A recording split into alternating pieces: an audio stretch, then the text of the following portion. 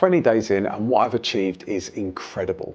I've kept a tally system of everything that I've done. What I noticed about the first 10 days is that my red marks were against reactive actions. And now between days 10 and 20, I've noticed that my red marks are against proactive actions. When I set myself this 100-day challenge, I promised myself that I would not allow the amount of actions that drop off to fall below 20%. So I've done a count up over the past 20 days and all the actions that I've missed equate to 9%. I've managed to make my reactive actions, which arguably were my biggest challenge before I started this, really rock solid. And I found a way to be more flexible with my proactive actions, meaning that I'm able to execute them more often. But here was the big one for me.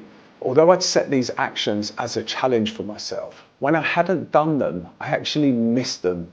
Like a disappointed child who throws itself on the floor because it couldn't get an ice cream. I felt that level of disappointment, not because I was being over the top about doing absolutely everything and I needed that sense of certainty that I'd done it all, but because I was actually enjoying them.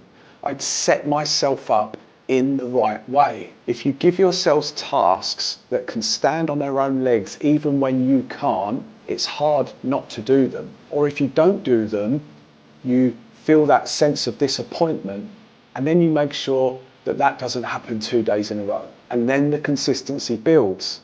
You smile while you're doing it. You're having fun. And it's all about the fusion. Take what you want to do and mix it with things that you love doing.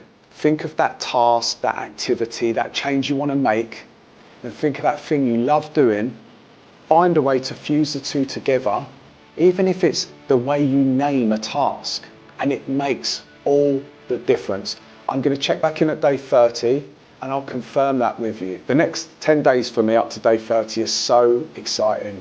I've got my reactive strategy sorted, I've got my proactive strategy sorted, and I've got a shit ton of excitement as well. All it took was being honest with myself about what I love, not worrying about what that meant, and just fusing it with what I wanted to achieve. And things have been going amazingly